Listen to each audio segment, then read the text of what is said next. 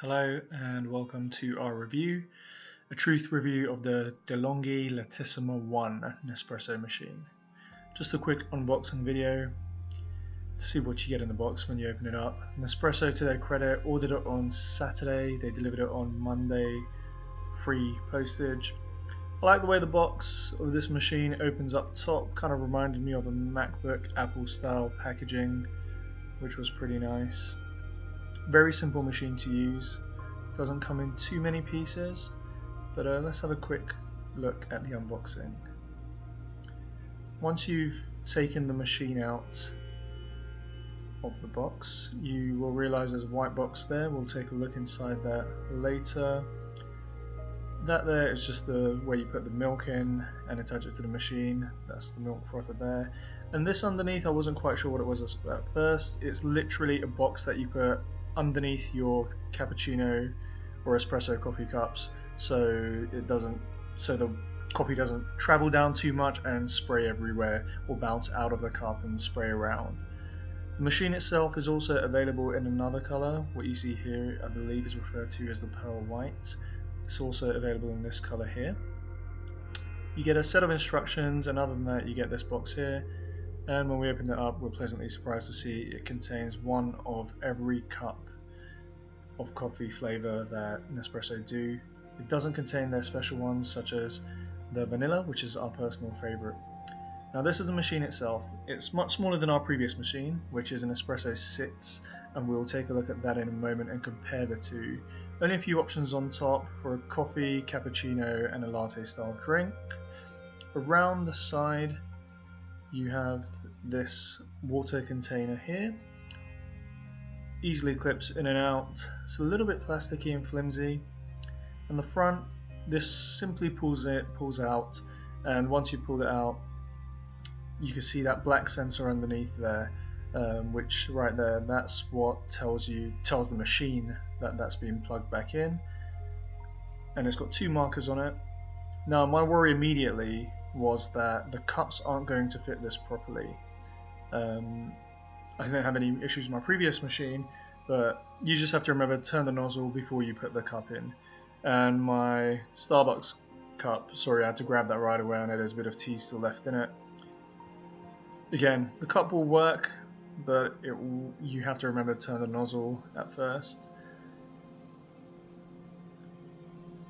Other than that, you'll have no problems. So this is our previous machine. We didn't have any problems with that. It could take any cup, and because of the milk compartment being completely separate down at the back, we didn't have any issues. These are the machines side by side. As you can see, the Magimix is a much easier machine to deal with, as we came to find out, especially with the milk compartment. Now, with milk, the advantage of this is you can actually put enough milk in there to make 3-4 cups of coffee, whereas with the other machine you need to refill the container between every cup of coffee. So if you make coffee for more than just yourself in the morning, this is worth considering. Also, the tray here will probably need emptying a lot more than it does on our old machine. Our old machine can contain it's bigger, so it can contain a lot more capsules. Again, just something small to keep in mind. The water tank, again, is bigger on the old machine. The one thing I did notice is the old machine, the water tank, compared to the new machine, it felt a lot more solid on the old machine. I dropped the old one a couple of times, the water container, no issues. I feel like if I drop the new one, it will definitely crack. It feels very flimsy and plasticky. Now, this thing here, I'm not a big fan of. For such a premium machine, which has all the parts connected to it, to have this little thing here that you need to put on and then put a cup of coffee on top of that, it's a little bit flimsy and not the greatest of designs. So now we're going to go ahead and take a look at what it's like to make a cup of coffee with this thing. I thought one of the big advantages was going to be how quick this was going to be, and it was going to be easier than my previous machine, but that's not really the case. So there's two markers on the milk container that I'm filling up now. One is for cappuccino and one is for longer drinks, like a latte. So I filled it up in order to make a latte. Pretty easy to do. Put the container in. Just try not to spill it everywhere during the review. And it simply just slides back in. Very sturdy once you put it back in. I press the two buttons on top where you need to press together in order to start warming the machine up. All in all, I think was about 20 seconds faster than the other machine when I timed how long it would take to make a cup of coffee, to make a latte with one machine and the other going through the entire process. So the capsule goes in on top, same as pretty much every other machine. And here we go, we press the button there, and as you'll see in a second, I kind of grab the camera and move it closer because I started to get a little bit worried when I saw where the steam that came out from. Now this is the only angle that any big cup I had, I tried numerous cups, this is the only angle where the milk nozzle would actually pour the milk straight into the cup, and as you can see it's a bit erratic. It spurts out to the very edge of the cup, and a little bit later on you'll see it actually spurts out of the cup. This also makes the cup look pretty disgusting. I mean, I'm pretty big on presentation, and you'll see when I compare this to the other machine what it's like, but yeah, it kind of ruins the look of the coffee a little bit, and it also pours out slightly out of the cup, which isn't what you'd really expect when you're paying for a premium product. So I was a little bit disappointed in that. And also, take a look at how much milk is left in the milk container.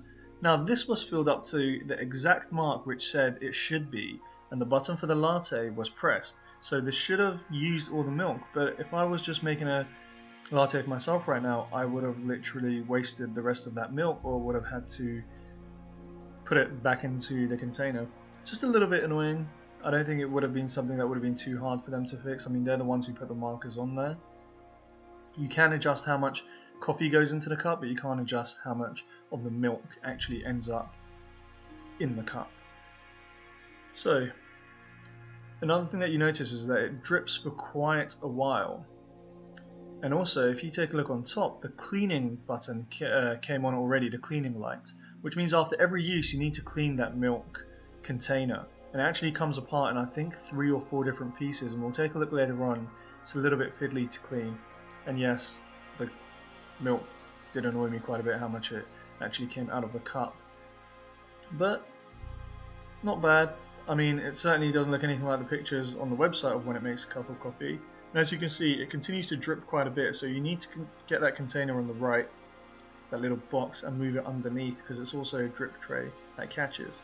Whereas with this, you don't really need to worry about that, because it goes straight through the hole and it goes under there, so you don't see it, and you don't need to wash it out every time. Otherwise you're going to have that big piece of, otherwise you're going to have coffee drops staining the machine.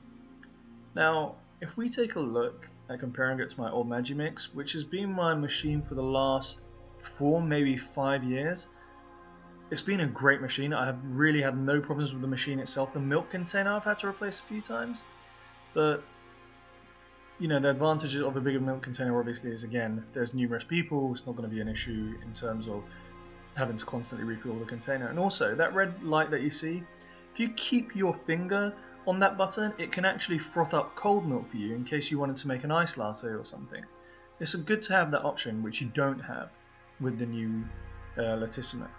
So, let's take a look and see how long it takes for the Magimix in order to make a cup of coffee. I would also like to point out that while I did say I had to replace the milk container a few times, Nespresso were really, really good in dealing with it. Their customer service is second to none. They're up there with Apple for me in terms of customer service. Now the machine in total, as I said, took about 20 seconds longer for the process of starting from the very beginning and going to the very end, but that's probably because the milk container had a lot more milk in it, so it needed to heat up more milk. But if you take a look at the amount of froth that you get from this old machine compared to the new one, it's not even a challenge. There's so much more froth, and in general I think it just makes a better cup of coffee because of that, because you have those options, whereas with the new one you really don't. So let's take a look. I mean, I put very little milk in there and it's almost to the top, and that's the majority of that is froth, so it's good to have the option. You do get 2 different attachments, so if you don't want it frothy, you can just heat up normal milk like you're going to have a normal, like you're pouring out just warm milk, so you always have that option as well. So let's take a look and see, and we'll compare the 2 cups of coffee together. And again, because you get to do it this way and it's not spurting out all over the sides, the cup itself even looks a little bit cleaner. The machine itself is now warmed up and ready to go. And there we go. On both machines, also bear in mind that you can keep your finger on the button in to adjust how much coffee comes out, and then it will save it as that.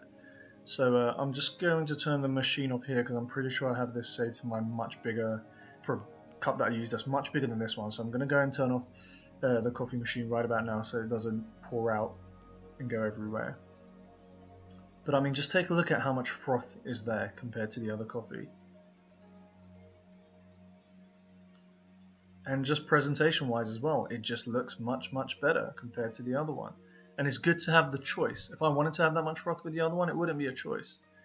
So then I grabbed a cup of coffee, a normal mug of coffee, to see how it would cope with it. And this is what it did with a normal cup of coffee. Now that little box that you get, yeah, there you go. It just spurts everywhere. And I tried the nozzle at different angles, and every time it managed to get pieces of milk all over, drops of milk all over the counter and on the sides of the coffee cup. Now that coffee cup I've got there, if you look at the very edge, it's not actually sitting flat on there either, where there's coffee spill. It doesn't sit flat on there because there's not enough space on there to fit a traditional normal size coffee cup, which is a little bit annoying about a coffee machine. How can it not fit a normal size coffee cup? And that box on the right doesn't work either. It doesn't let you fit the whole coffee cup. With this one, the drips, as I said, go here. You can take it off. You can go and clean it separately from the rest of the machine. It's really not an issue. But if we put this back and take a look at our new coffee machine, you can't actually remove that, so you have to get in there and give it a clean. Again, not a big deal. I mean, I'm not hating on this machine. I just think everything that my 5-year-old machine did, it did better than this machine. This was supposed to be an all-in-one machine, and it didn't really give me that feeling. You know, there's milk left in the container even after 2 uses, so you'd have to chuck that away. You can't just take the container and put it in the fridge because you need to clean this out after every use. So let's take a look and see how difficult that could be. Now, if you look on the right side of the screen, you can see I'd already washed out my container from the other coffee machine, and I've just cleaned that out, 2 seconds, give it a rinse, use a bit of sponge, and that's it. Now, I just rinsed that out and put it to one side. I will go back and wash it with detergent. So then you have to clean out the tube, which is the second part. And then I have to momentarily put the camera down to get the rest of this thing to come apart. But then you have to clean this out, because if you just put it in the fridge and this part dries out, you're going to get dried, mucky milk over there. It's probably not going to taste good, and it might even clog it up. So then you have to clean that out. So in total it comes to 4 pieces. It was much quicker to clean my old coffee machine than it was to clean this new machine, so keep that in mind. I